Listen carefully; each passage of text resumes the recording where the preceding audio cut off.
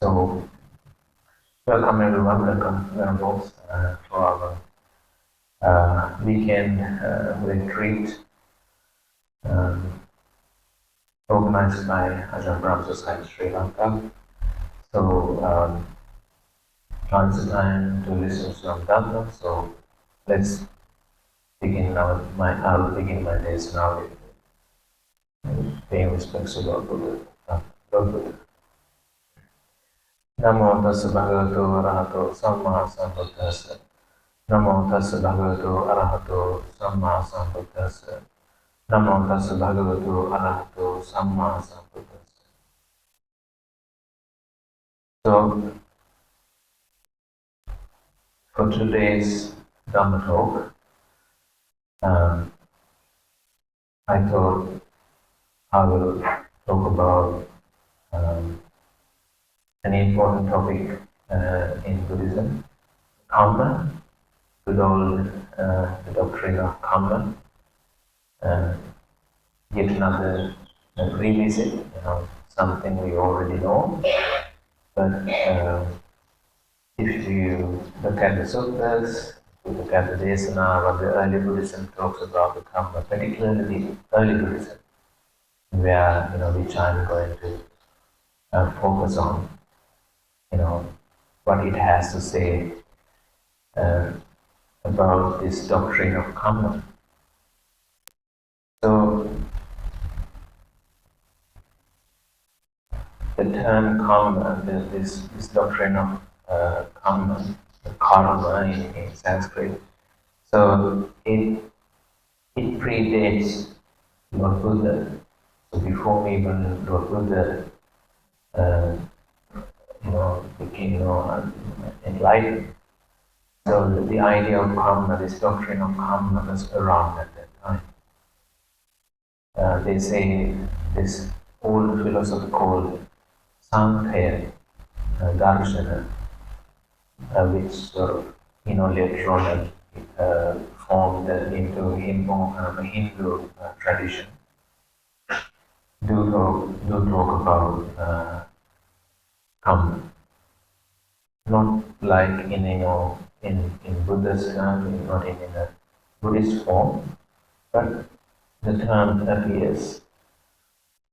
And Lord Buddha's contemporary, the Jain, the Nigatanatha Buddha also talked about Kamma. He taught about the Kamma. And when ascetics and Brahmins, got to know of Lord Buddha,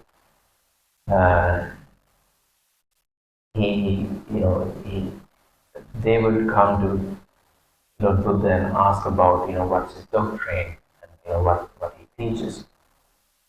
And when they heard that Lord Buddha was preaching the doctrine of Kamma, then there was this preconceived, like, sort of a notion that, if so and so is preaching Kamma, they must be, teaching like this. Their teaching must be based on certain things, which I'm going to sort of cover later on.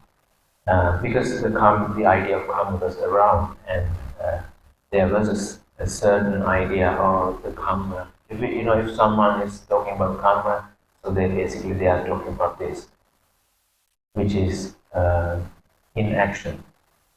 Now,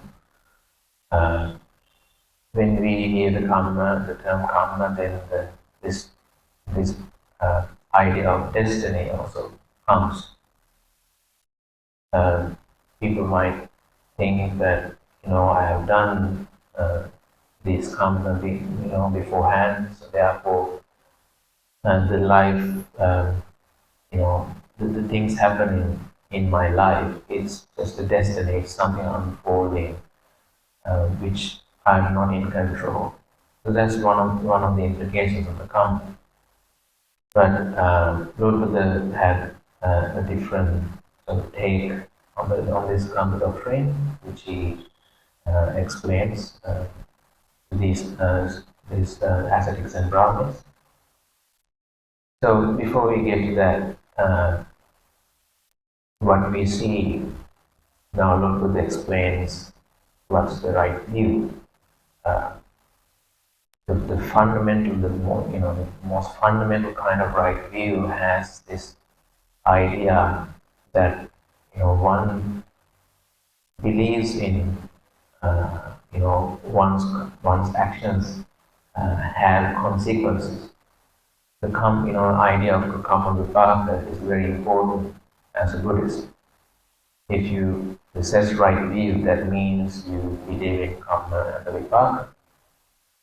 So that's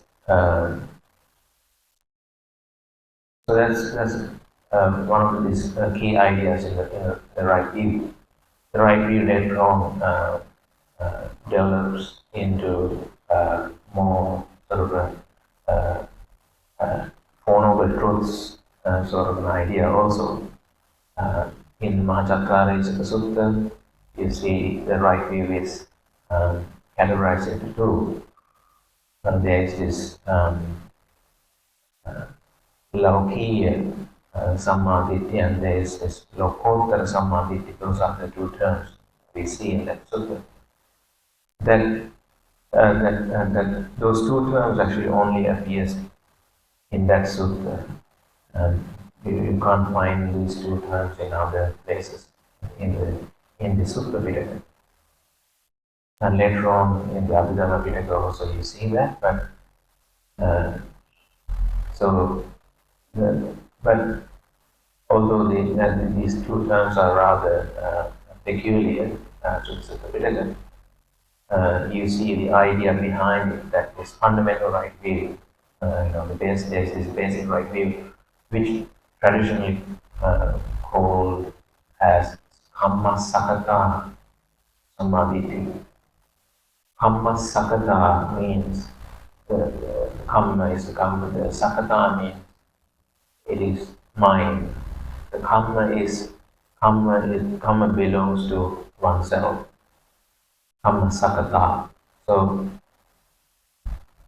basically the foundational right view is named as with this key idea of the Kamma.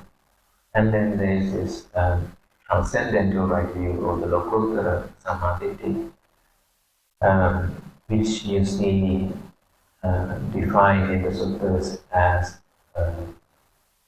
Four Noble Truths. So there is this stress, there is this suffering, there is a reason behind it, and once the reason is taken away, the suffering will collapse. And there is a path you should follow for that, which is the Noble Eightfold Path. So Kamma is at the very foundation of all this, in this right view as well. So when ascetics and Brahmins knew and when the Lord Buddha was preaching Kamma, and there was this prejudice of he's talking about inaction, he's talking about this thing called destiny, kind of an idea. That sort of inaction, because if you have a destiny, sometimes you are destined to be like that. There's nothing much you can do. So that's the implication. The Lord Buddha would explain himself, although in Pali he would say, "Aham Kammavadi," I preach Kamma, and then he says, "Aham Kiriyavadi, Aham Viriyavadi." So he makes a difference here. He makes a distinction here. So Aham Kammavadi, I believe in Kamma, I preach Kamma, but that doesn't mean that I am preaching inaction. He says, Aham Kiriyavadi. Kiriya means the kriya, the action. So that is something new. You see, in the Buddhist doctrine, he had to offer at that time compared to what they had been having in the Indian tradition. So he believes in karma. He believes in the action as well, so that you are not like some passive agent, but you can train yourself. You can change the course of your future or your life, uh, unlike uh, some sort of destiny that something like fixed, something like programmed in today's terms. And he says, "Aham Kiryavadi and Aham Viryavadi." I believe in effort. So Kirya and the effort is the difference he's introducing. So then, I would like to later on quote a few suttas which covers this idea of the Kiryavadi and the Viryavadi. But before that, let's get into more sort of key aspects of the Kamma. Now, we all know this famous quote, the Chetana Kamma Vadami, Chetayitva Kamma Karu. Uh, the volition, the Chetana, is the Kamma, that is the source of Kamma. Uh, so, it's not something you do accidentally. It is something deliberate, something you are doing. So it happens through the body, speech, and mind. That is basically it. And there are these categories you see throughout the suttas.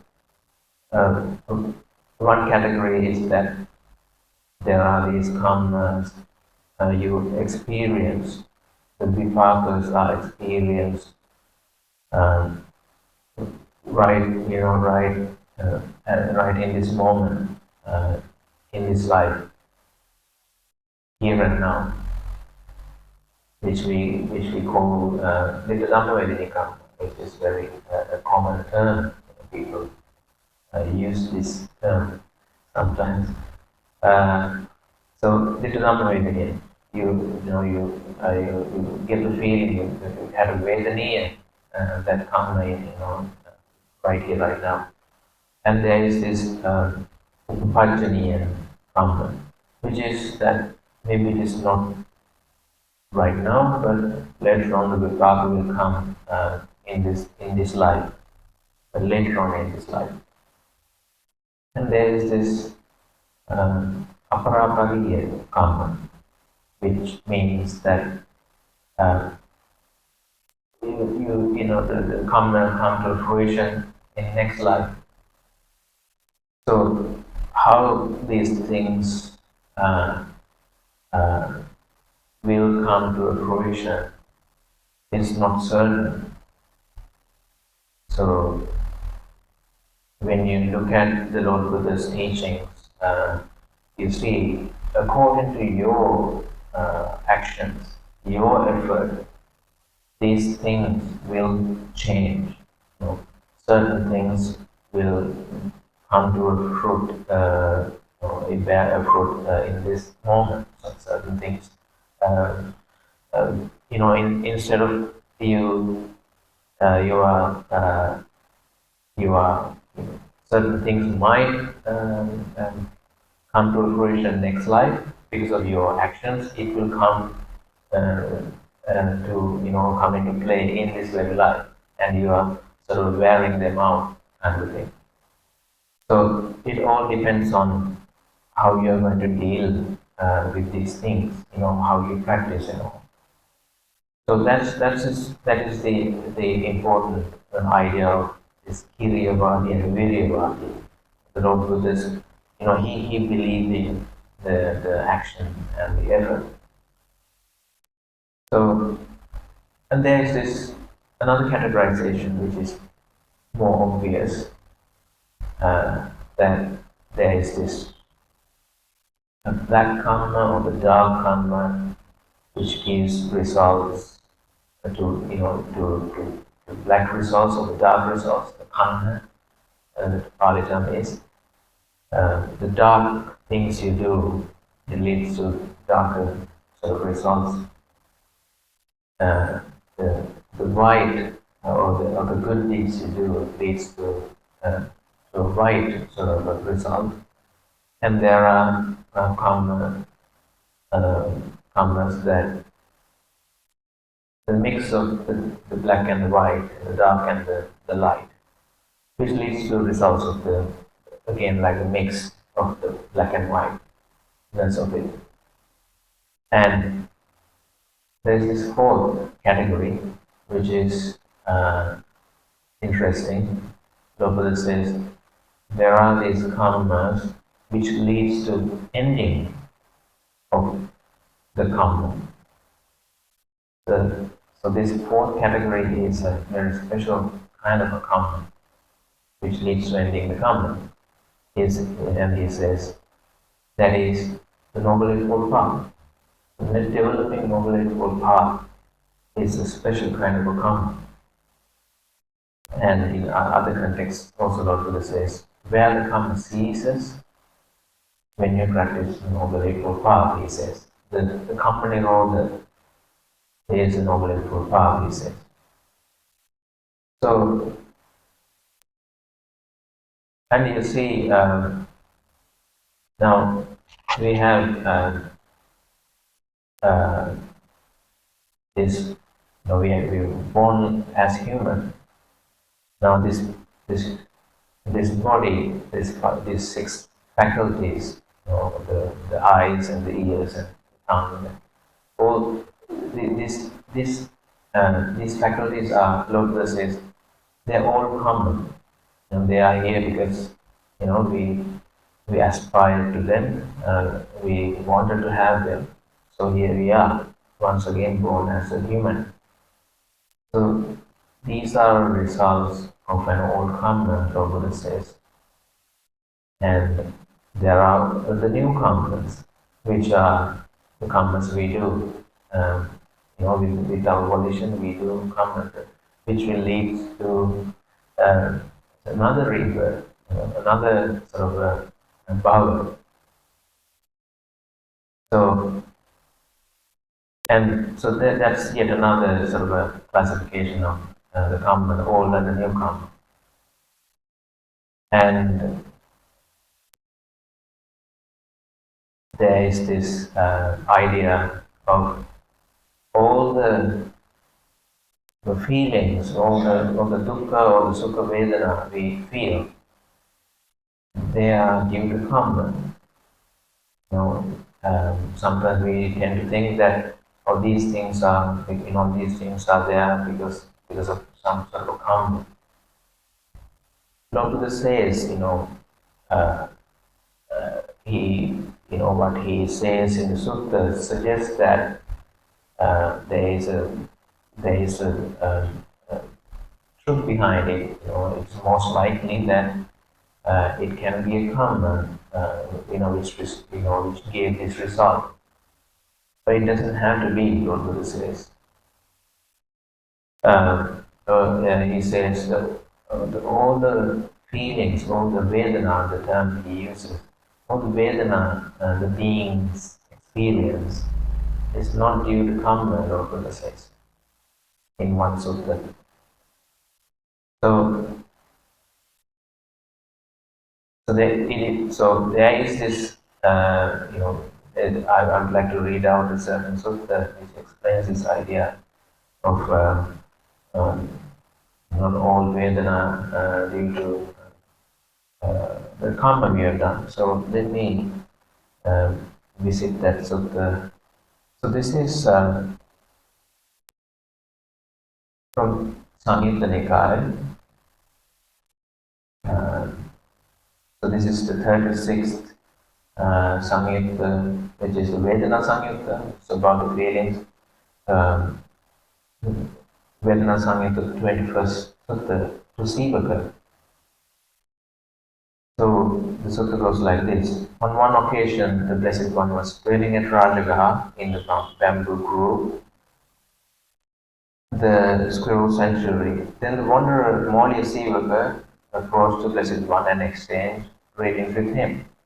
When they had concluded their greetings and cordial talk, he sat down to one side and said to the Blessed One, Master Gautama, there are some ascetics and Brahmins who hold such a doctrine and view as this. So he basically refers to some contemporary idea. Whatever a person experiences, whether it be pleasant or painful, or neither painful nor pleasant, all that is caused by what was done in the past. What does Master Gautama say about this? That was the question. So Lord Buddha says, some feelings, Sivaka, arise here originating from bile disorders. We say, in single we say pitta, pitta kipeno, the bile disorders. That some feelings arise here originating from, yes, the bile disorders. One can know for oneself that, and that is considered to be true in the world. Now, when those ascetics and Brahmins hold such a doctrine and view as this, whatever person experiences, whether it be pleasant or painful, or neither painful nor pleasant, all that is caused by what was done in the past. They overshoot what one knows by oneself, and they overshoot what is considered to be true in the world. Therefore, I say that this is wrong on the part of those ascetics and Brahmins. So basically, he disputes the idea that all these feelings, due to all karma. So he says it can be due to bile disorder, and then he goes on with the other things as well. So let me make it short here. He says it might arise, originating from phlegm disorders. It might, due to wind disorders, the vata, it might uh, leads to, it might come with due to some imbalance of those three, or due to change of climate, or due to one's careless behavior, or it can be due to some, some external sort of uh, uh, some force exercised by the external person or a thing. Here the translation is by assault, but the Pali term is um, uh, Pitta Samuttana Bada, Sema Samuttana Bada, Opakkamika Bada. Opakkamika means someone's effort. It have some other person or something uh, uh, affected, or the effect over you. And as a sixth possibility, Lord Buddha says, it might produce as a result of karma as well. So you see the same list that appears in the Girimananda Sutta as well. So Lord Buddha talks about there are these various ways a sickness might arise. Even in the Girimananda Sutta, he says that it's not all due to the karma, it might due to something else also. So basically, he disputes here that the karma is not the only cause to all these the feelings we get as a human being. And now these, because the karma is so important and prevalent idea in Lord Buddha's teachings, there are misconceptions like this, which I wanted to address in this talk. So one of the main misconceptions are uh, uh, is this particular um, the idea of the karma leads to all the experience uh, we experience. And there's another sutta talks about another misconception we have. Now, this sutta, I think some of you have read this thing or heard about this thing before. So it starts with this the common idea we had, and what was the contemporary idea in India. So Kalalgoda says like this: mendicants, suppose you say, no matter how this person performs a deed, they experience it the same way. Let me read it again. No matter how this person performs a deed, a kamma, they experience it the same way, the same exact way. This is a familiar idea. When we see this idea in a lot of Dhamma talks and stuff, it's a very common idea that if one does a karma, you will get the exact sort of result of it. It will happen to you exactly the same, way, the way you did it.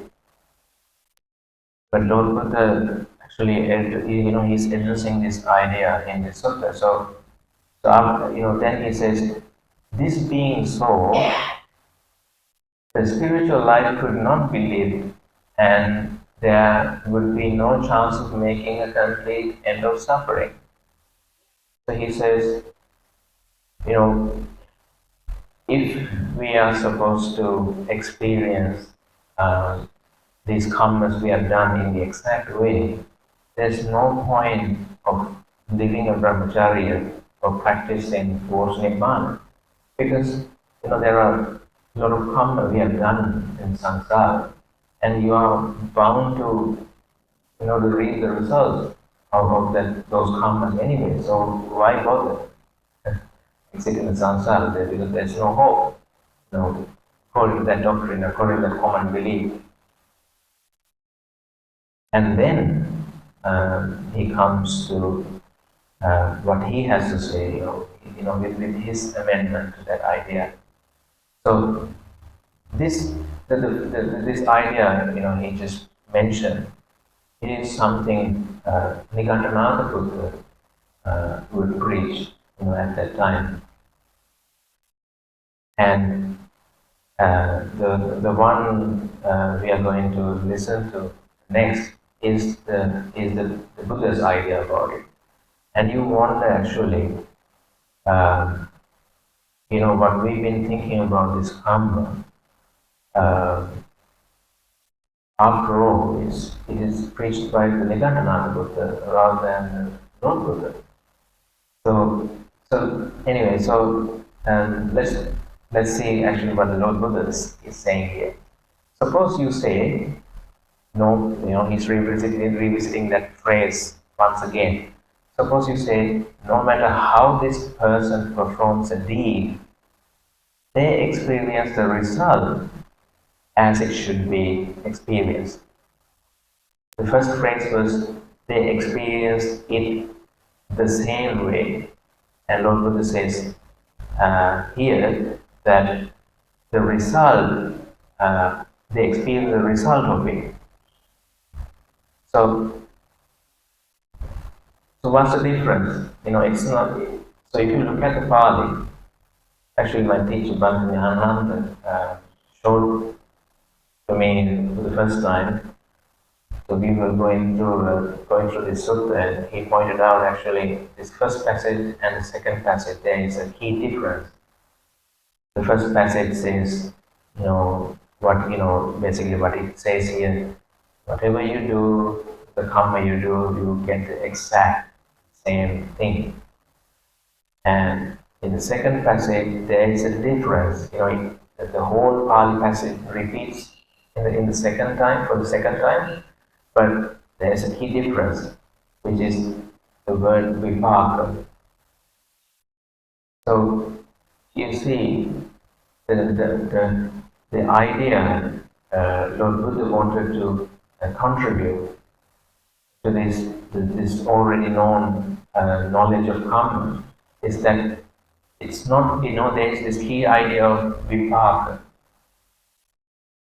but as English Buddhists, we've already heard about this term, vipaka.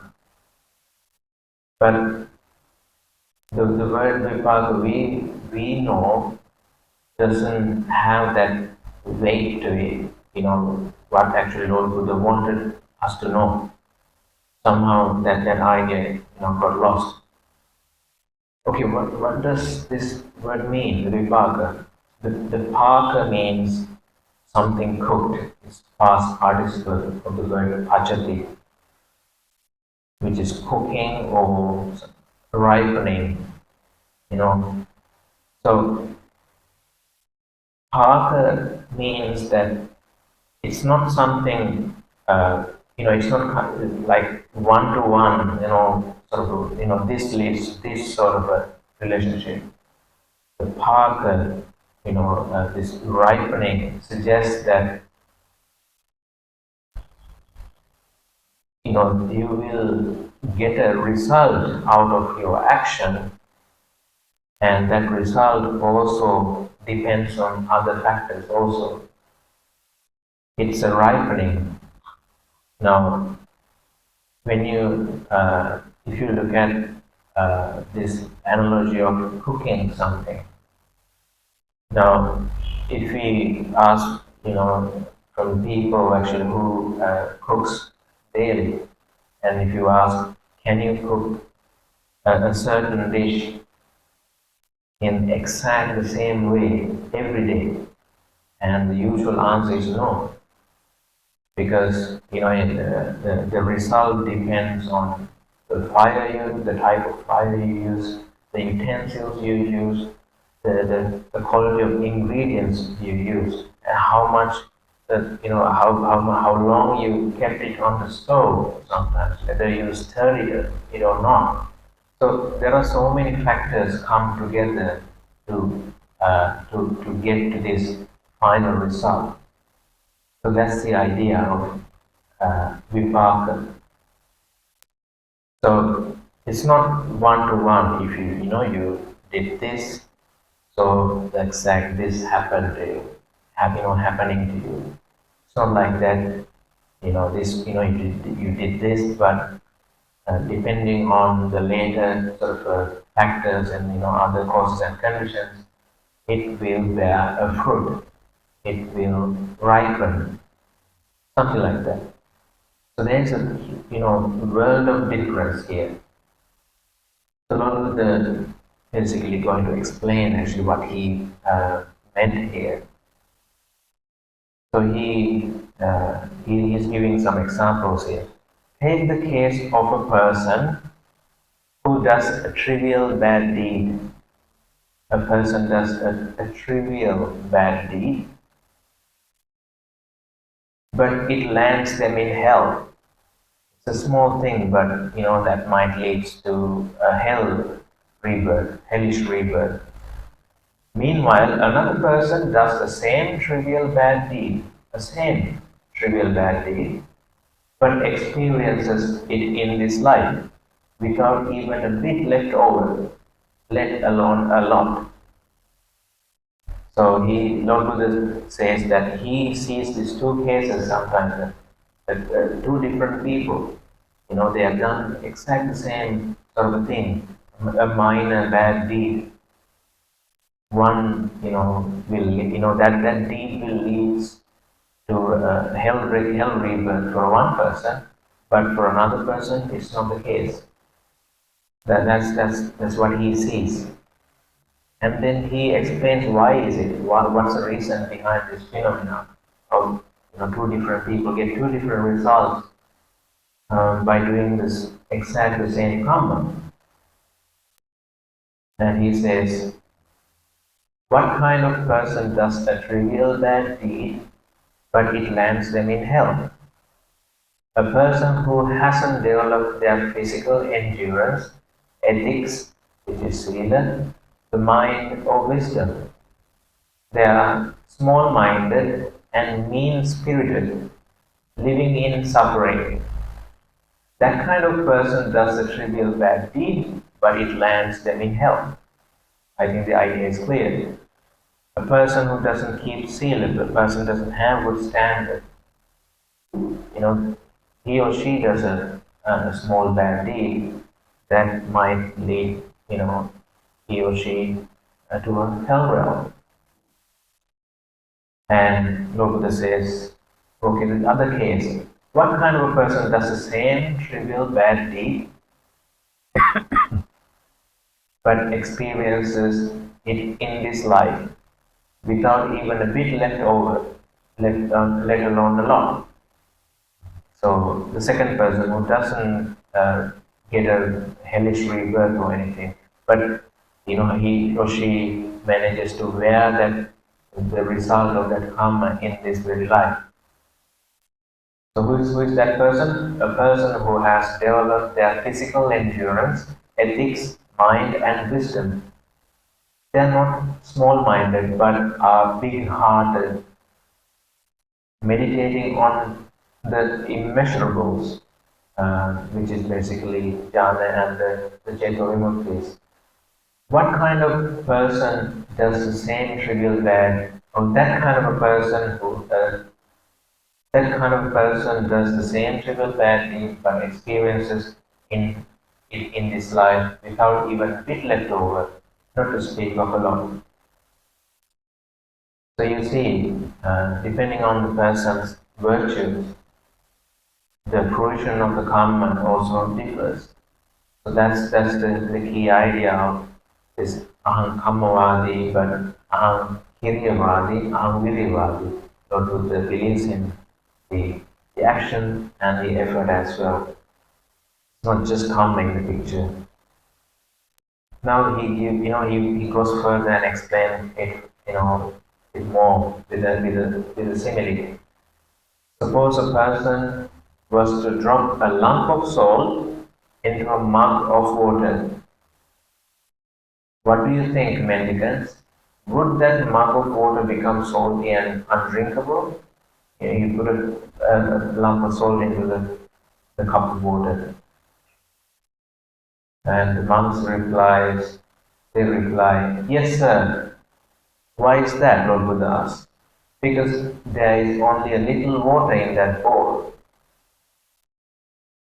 And Lord Buddha says, this is how it is in the case of a person who does a trivial bad deed, but it lands them in hell. Meanwhile, another person does the same trivial bad deed, but experiences it in this life without even a bit left over, not to speak of a lot.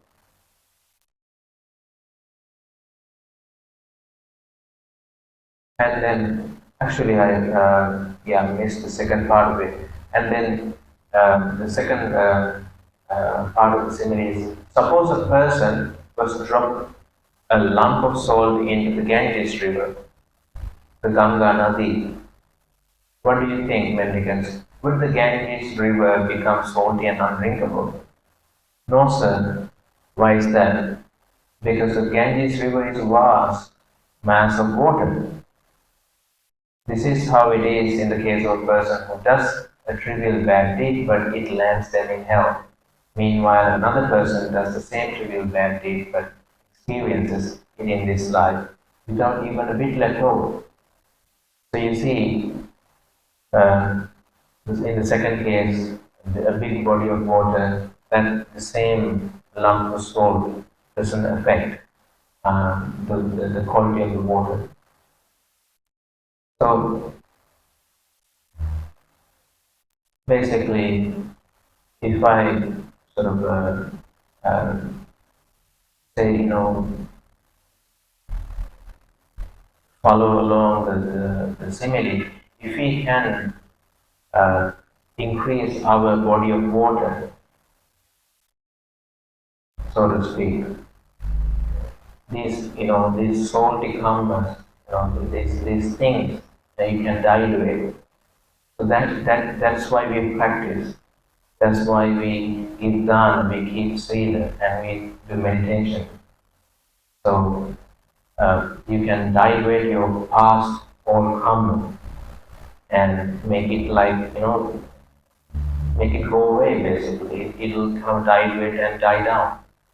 And you wear them out in this very life instead of keeping them uh, to ripen in a different setting, which can be dangerous, which can be very disadvantageous to you. But you have a very you are very sort of empowered, and you have the advantage as a human being where you can do good deeds and deal with these things head on. So because of that, Buddha says that he believes in the action, he believes in effort, which is very liberating. Otherwise, if it is just the karma and the result of the karma, you have to sort of deal with it anyway. It's a heavy burden on us. So it makes a world of difference, with this single idea of the vipaka, which gives that room for us to do something about. And then there's yet another uh, karma-related idea we hear about people are dreading about what would be their next life. I hear this a lot. They say, look, if I can't become a sotapanna at least, I'll be born in a hell realm or something. You hear this idea, and I'm not saying it's wrong, but sometimes you see uh, it can be a little excessive. It can be a little obsession for some people, which is not helpful. So the next sutta I'm going to read basically covers uh, this aspect of the Kamma. So I'm not going to read the entire sutta. So this is again in the Samyutta Nikaya, the Gamani Samyutta.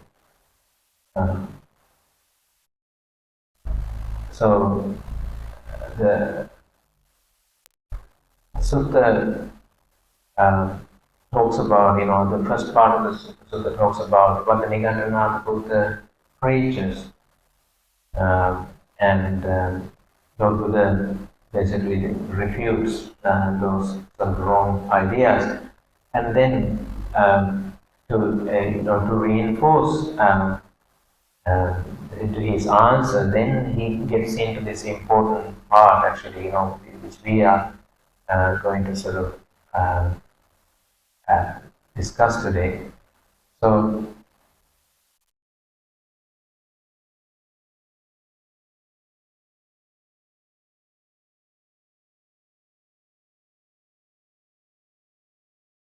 it goes like this. Take some teacher who has this doctrine and view. Everyone who kills a living creature, steals, commits sexual misconduct, or go to a place of loss to hell. So that's the idea the teacher, a certain teacher teaches. And there is a disciple who is devoted to that teacher. They think, my teacher has this doctrine and view, which is everyone who kills a living creature, steals, commits sexual misconduct, or lies, goes to a place of loss, to hell. And he says further, but I have killed living creatures. I have done these bad things, stolen, committed sexual misconduct, and lied.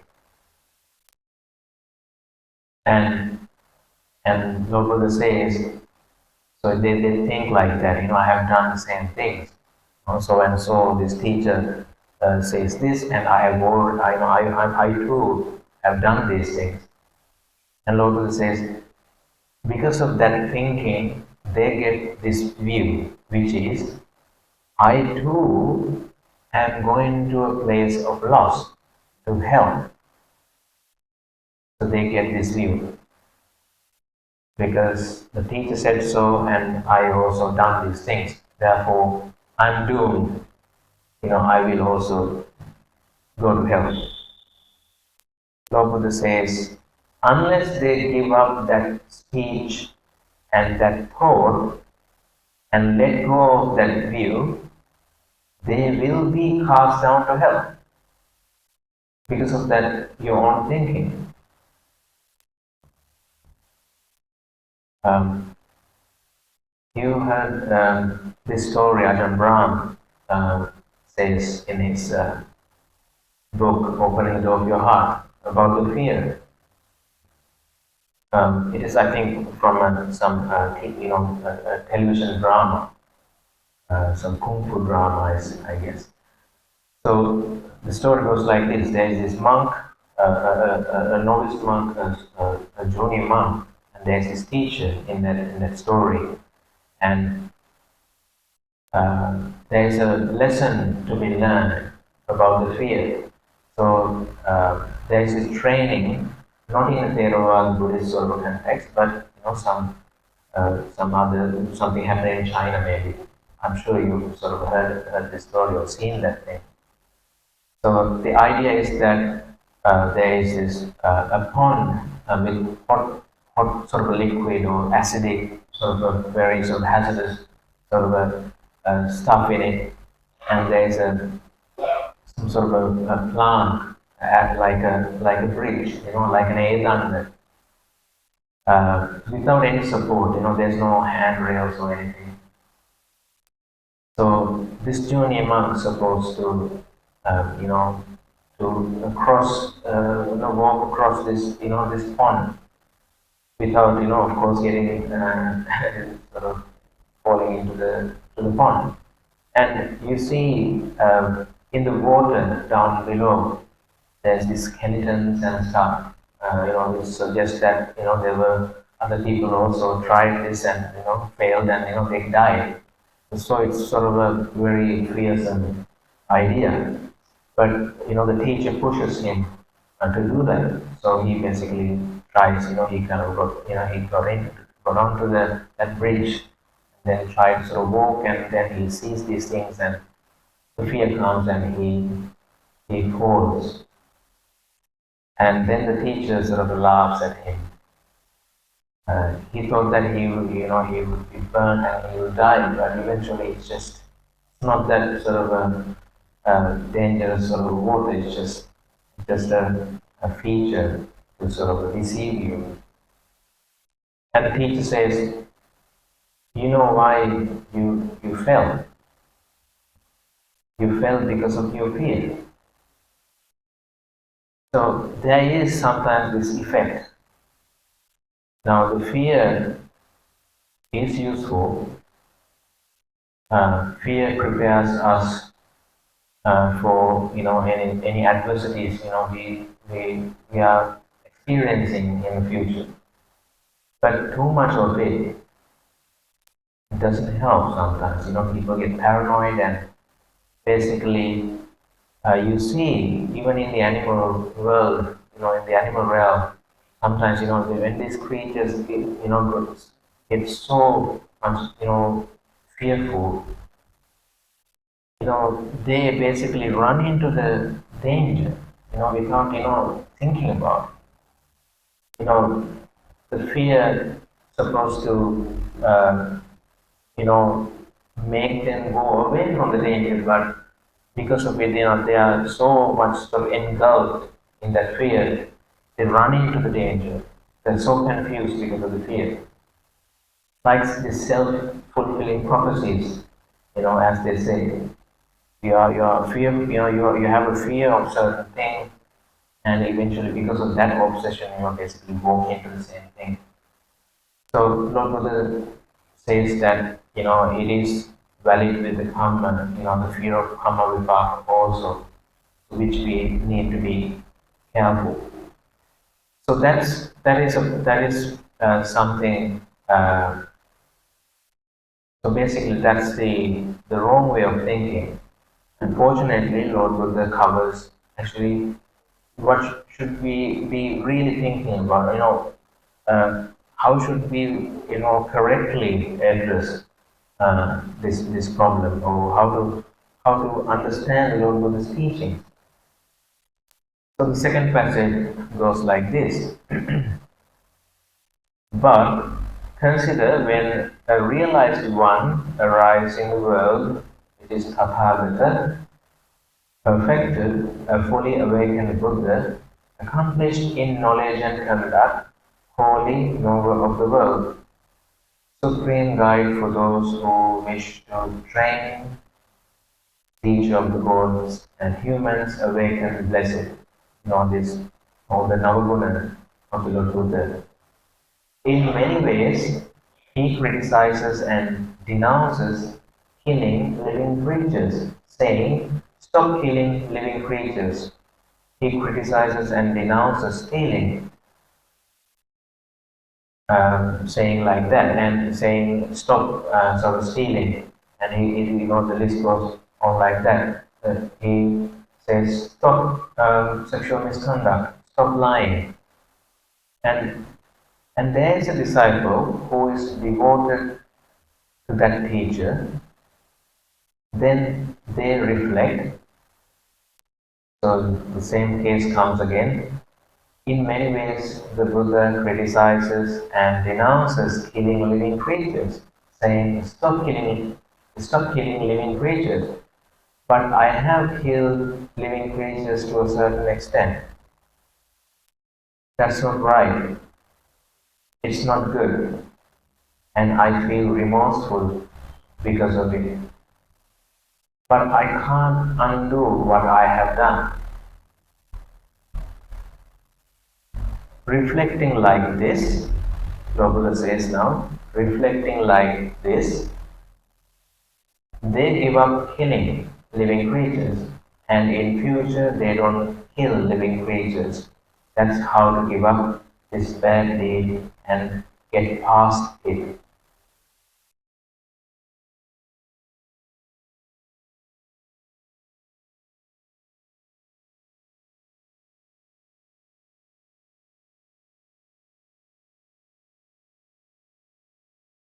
And so then he covers for the rest of the bad deeds, and he says they give up killing living creatures, they give up stealing, they give up sexual misconduct, they give up lying, they give up divisive speech, they give up harsh speech, they give up talking nonsense, they give up covetousness, they give up ill will and malevolence, they give up wrong view and have right view. That noble disciple is rid of desire, rid of ill will, unconfused, aware and mindful. They meditate, spreading of heart full of love to one direction. And he basically talks about the spreading the metta, karuna, mudita and the upekkha. So basically, this is the solution to get on with your bad karma.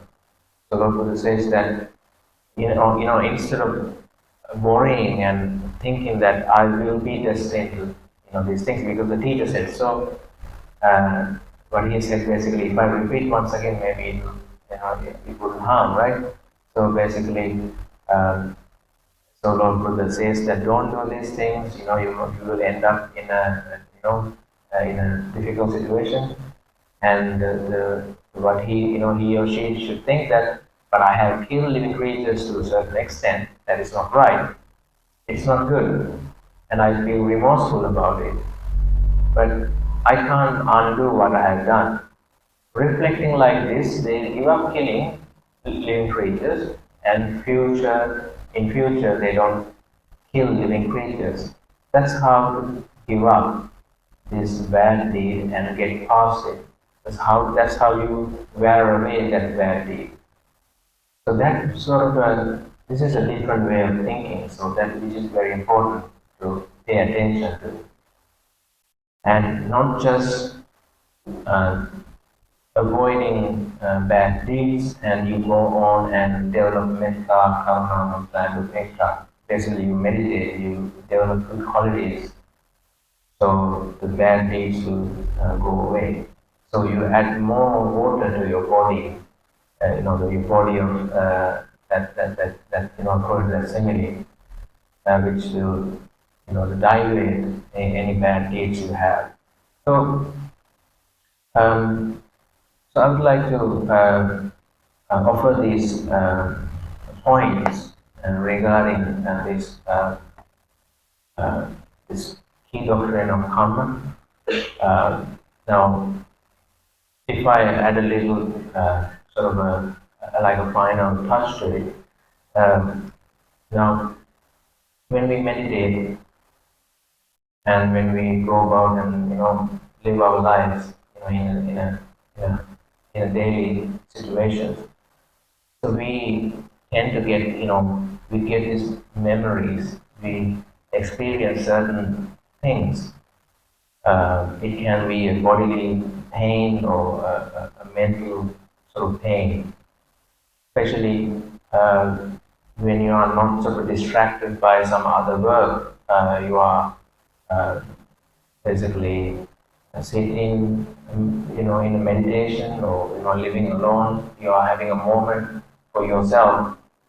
These memories or sort of anger or sort of these painful feelings might arise, or it can be you are sick or something.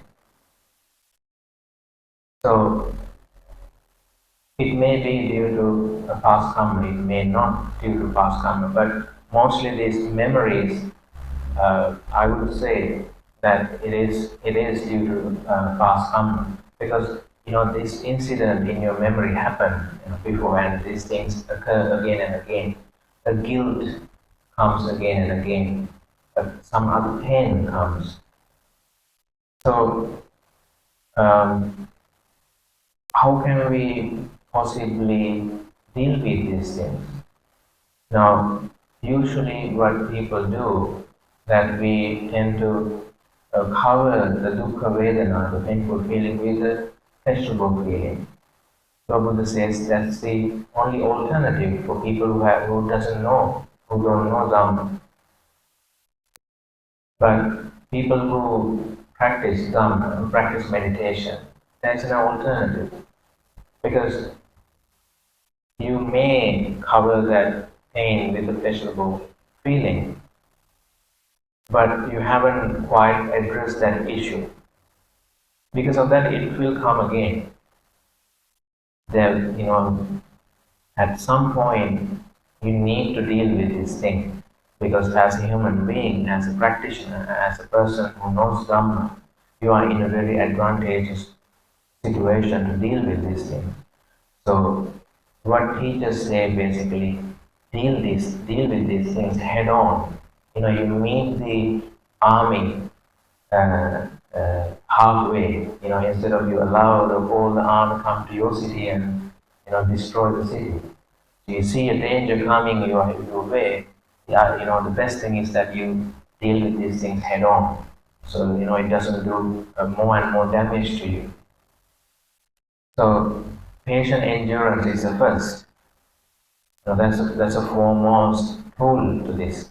These things happen.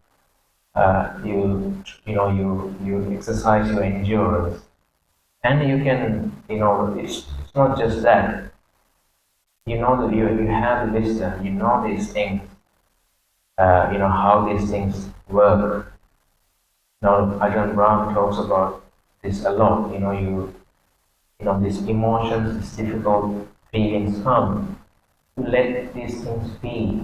You allow these things be rather than trying to sort of chase away. You heard about this, heard this simile of anger-eating demon. There are different sort of demons, occurs every now and then, feed on different sort of emotions, not just anger. But how can you deal with these demons? You are not trying to, bully them and try to chase them away. but you accept them. You try to, have the metta, have that acceptance sort of attitude towards these things. So a certain feelings, certain thoughts are coming to you. You say, it's all right. I allow you to be. You know, you stay as long as you want to stay. I don't say anything. So that attitude actually, so if you instead, if you fight, that demon gets a cause to fight back. Basically, what happens, it's basically you versus you. It's not some sort of a third, it's not sort of a second party sort of a being. You're part, you're part of your mind reacting another part of your mind. But if you go to war with your own mind, it will be a great conflict in you. It is something you can never win because it's part of you. So, how can you possibly reconcile? So, you need to learn how to accept these things. These things happen. There's nothing much I can do about it. It may be a guilt or something. So, you do whatever sort of, you feel like, something necessary you should do. You apologize, you confess, these things to someone actually you trust, and someone can someone who can give you an advice. And still these things might come again and again. So once you have done the necessary things, but these things still linger, and then if you try to push them away, if you try to fight them out, you are making things worse. These things actually occur because of a past karma. This is the fruit of that karma. So if the fruit won't go away if you push back. The fruit is a fruit. It is here now. There's nothing you can do about it except accepting it. If you accept that fruit, and if you accept that vipaka, you won't be making more vipaka, more karma, more new karma to that, towards that vipaka. Because if you do more karma towards that vipaka, that vipaka, it will be fueled by this new karma, and it'll come again and again and again. So the best thing is that whatever the fruit you are getting from that karma, now it has that its own momentum. We don't want to add more momentum to that. We just let it be. You accept it. You let things, allow it to be. And whatever the momentum that karma has, it will also cease. It will come to a halt. So that's essentially how you deal with this karma. That's why the Noble Eightfold Path is called a special karma which leads to ending of karma. Because when you accept these things, when you let go, when you leave things be, that means you are practicing the third noble truth. The third noble truth is that cold water which will stop that magma coming out of that volcano. It will come into the water, with simmering and a lot of noise and smoking and stuff. But eventually it will stop in the water. You've seen, how the lava, comes into the sea and eventually cools down and stops there. So accepting it, letting it be, that's the key. It will lead to ending your karma. That's why the Noble Eightfold Path is the ending of karma. That's why we practice this thing. That's why the Four Noble Truths, which preaches about all this wanting and the ending of wanting, is the key view, the most important right view in the Buddhist doctrine. So I would like to offer these points, these contemplations for your contemplation. Please do contemplate all these things. And I wish you all the best with your practice. And I'm glad to see once again uh, uh, this much crowd gathering together to practice, so we can practice. So my anumodana also for you all. So good luck with your practice. Sadhu, sadhu, sadhu. So if you have any questions related to Dhamma talk today or any other um, questions, there's a Q&A session in the afternoon. So there will be paper available. You can write down any questions and can be written. Okay, thank you for listening.